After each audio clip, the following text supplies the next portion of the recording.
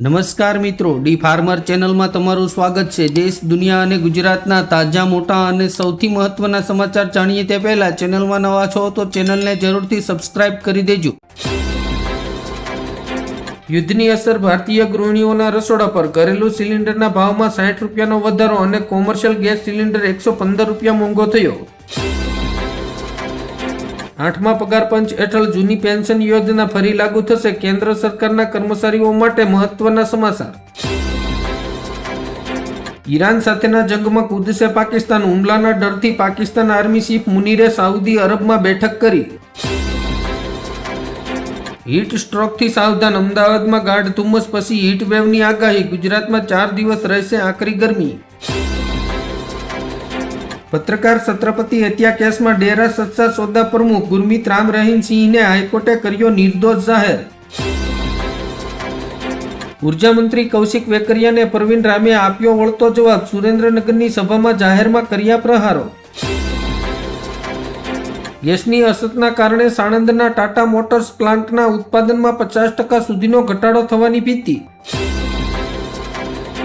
દેવાયત ખવડે ઈસુદાન ગઢવી સાથે કરી મુલાકાત। શું લોક સાહિત્યકાર રાજકારણમાં એન્ટ્રી કરશે?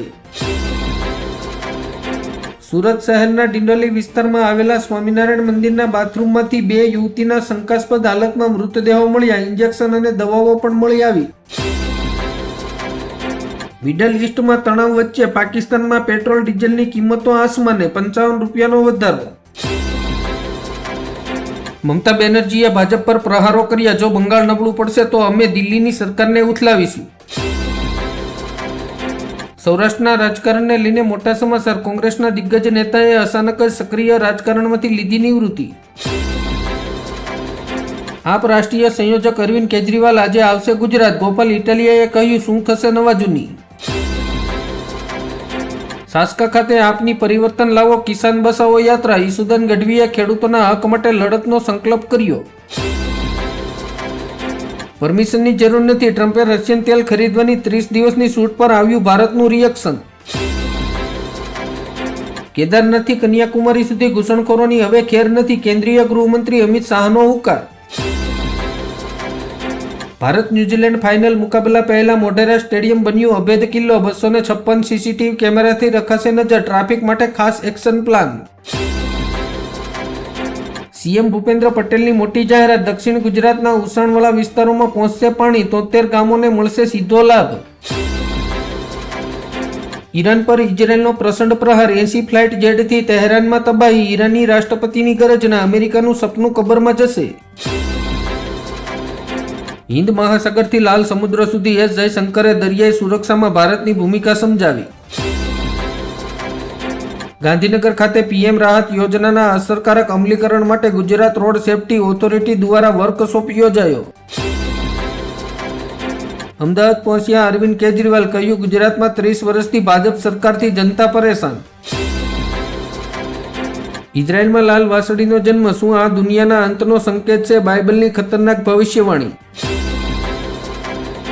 સ્થાનિક સ્વરાજની ચૂંટણી માટે આપની તૈયારીઓ તેજ, 10 માર્ચથી ઉમેદવારો પસંદગીની પ્રક્રિયા શરૂ થશે। ઈરાને યુએસ મિસાઇલ ડિફેન્સને ગાઈડ કરતી 25 બિલિયનથી વધુની કિંમત ધરાવતી રડાર સિસ્ટમનો નાશ કર્યો। કોંગી નેતા ઇન્દ્રનીલ રાજગુરુએ રાજકારણમાંથી લીધી સ્વેચ્છાએ નિવૃત્તિ, કોંગ્રેસે કર્યો આ ખુલાસો। ગાંધીનગર મનપામાં ફરજ બજાવતી 2 યુવતીઓનો સજોડે આપઘાત, પરિવારને ફોન કર્યા બાદ કેનલમાં કૂદી પડી। રોકાણકારો સાવધાન, સોના ચાંદી સાથે તાંબાના ભાવમાં ગાબડું, શું આ તેજી પહેલાની શાંતિ છે કે પછી મોટા ઘટાડાનો સંકેત? લાખો ખેડૂતો માટે સારા સમાચાર, સરકાર અન્નદાતાઓનું 2 લાખ રૂપિયા સુધીનું દેવું માફ કરશે। કર્ણાટકમાં બાળકો નહીં વાપરી શકે સોશિયલ મીડિયા, સિદ્ધારમૈયા સરકારનો મોટો નિર્ણય। સુરત ટેક્સટાઇલ ઉદ્યોગ પર યુદ્ધના વાદળો, કોલસાના ભાવમાં ઉછાળાથી 400 પ્રોસેસિંગ મિલો પર તાળાની નોબત। સરકારી પ્રોજેક્ટ અને મેટ્રો રેલના ખર્ચમાં વધારાની ભીતિથી સંબંધિત ડિઝાઇન કોડ પરત ખેંચાશે। ભાજપના ધારાસભ્ય કેતન ઈમાનદારની વાતમાં કેટલી ઈમાનદારી છે? કહ્યું, હું 2027ની વિધાનસભા ચૂંટણી નહીં લડું, 13 વર્ષથી હું ધારાસભ્ય છું, હવે બીજાને તક મળવી જોઈએ। અમદાવાદમાં આજે સવારે 8 થી 10 વાગ્યા દરમિયાન જાહેરમાં આપાતકાલીન સાયરન વાગશે. સિરામિક એકમો ટપોટપ બંધ થવા લાગ્યા, હવે પેપર મિલો પણ સંકટમાં. પંજાબમાં વીજળી થઈ સસ્તી, ભગવંત માન સરકારના નિર્ણયથી લાખો ગ્રાહકોને થશે સીધો ફાયદો. આંધ્રપ્રદેશમાં ત્રીજા બાળકના જન્મ પર સરકાર આપશે 25,000 રૂપિયા મફત શિક્ષણની પણ જાહેરાત. શેરબજારમાં મસ્યો હાહાકાર, સેન્સેક્સમાં 1097 પોઈન્ટનો કડાકો, નિફ્ટી પણ ડાઉન. અનિલ અંબાણીની મુશ્કેલીઓ વધી, રિલાયન્સ પાવર સાથે જોડાયેલી કંપનીઓ પર ઈડીના દરોડા. ઈરાન જંગ વચ્ચે ટ્રમ્પને મોટો ઝટકો, અમેરિકાના 20 રાજ્યો કોર્ટમાં પહોંચ્યા, લગામ લગાવવાની તૈયારી. ચારધામ યાત્રામાં ઓનલાઈન રજીસ્ટ્રેશન આજથી શરૂ, ઓફલાઈન 17 એપ્રિલથી, તૈયારીઓમાં પ્રશાસન જોડાયું. ગુજરાત ગૃહ વિભાગ દ્વારા પોલીસ બોર્ડમાં મોટો ફેરફાર, 37 આઈપીએસ અધિકારીઓની બદલી. ઈરાન, ઇઝરાયલ અને અમેરિકાની વોર વચ્ચે ભારતના વેપારીઓ ખોટના ખાડામાં. આર્થિક રીતે નબળા અને અનુસૂચિત જાતિના પરિવારો માટે ડોક્ટર આંબેડકર આવાસ યોજના હેઠળ 1,70,000 સુધીની સહાય. જાહેર મંચ પરથી નિવેદનો આપવા એ રાજદ્વારી નથી, બીજેપીએ સોનિયા ગાંધીને આપ્યો આવો જવાબ. ગુજરાતમાં ફરી ચૂંટણીનો માહોલ, સ્થાનિક સ્વરાજની ચૂંટણીના ઢોલ વાગ્યા, 1 મે બાદ યોજાશે.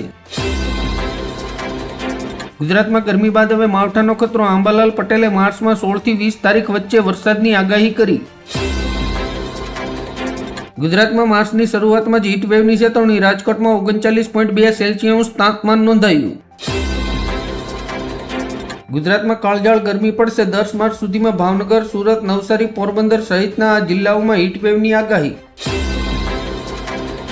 ભારતની સમુદ્રી સીમામાં રશિયન તેલના જહાજોનો જમાવડો, અમેરિકાની જાહેરાત બાદ ઉર્જા ક્ષેત્રમાં મોટી હલચલ. સ્થાનિક ચૂંટણીની તૈયારીઓ અંતિમ તબક્કામાં, રાજકોટને 3100 ઈવીએમ ફાળવ્યા. એલએનજી કટોકટી વધુ ઘેરી, ગેસના ભાવમાં 40 રૂપિયાથી વધીને 119 રૂપિયા થયા, ઉદ્યોગ અને સામાન્ય માણસ પર સીધી અસર. તૈયાર રહો, ગેસ સિલિન્ડરની અછત થઈ શકે છે, ભારત સરકારે ગેસમાં ઇમરજન્સી જાહેર કરી રિફાઇનરીઓને વધુ ઉત્પાદનનો આદેશ આપ્યો. બાંગ્લાદેશમાં પેટ્રોલ ડીઝલને લઈને હાહાકાર, લોકોમાં લિમિટ નક્કી કરી, હાલત હજુ વધુ ખરાબ થશે. અફઘાનિસ્તાને નૂરખાન એરબેઝ પર હુમલો કરતા પાકિસ્તાનના 35 જવાનોના મોત નીપજ્યા. ભારતમાં 2025-26માં ખાંડ ઉત્પાદનનો અંદાજ 4.4% ઘટાડવામાં આવ્યો. મધ્ય પૂર્વ યુદ્ધના કારણે ફળ શાકભાજી ભરેલા 1000થી વધુ કન્ટેનર ફસાયા, ખેડૂતો અને નિકાસકારોને નુકસાન. પેટ્રોલિયમ દુષ્કાળથી પાકિસ્તાનમાં કોરોના જેવો સન્નાટો, રસ્તાઓ ખાલી.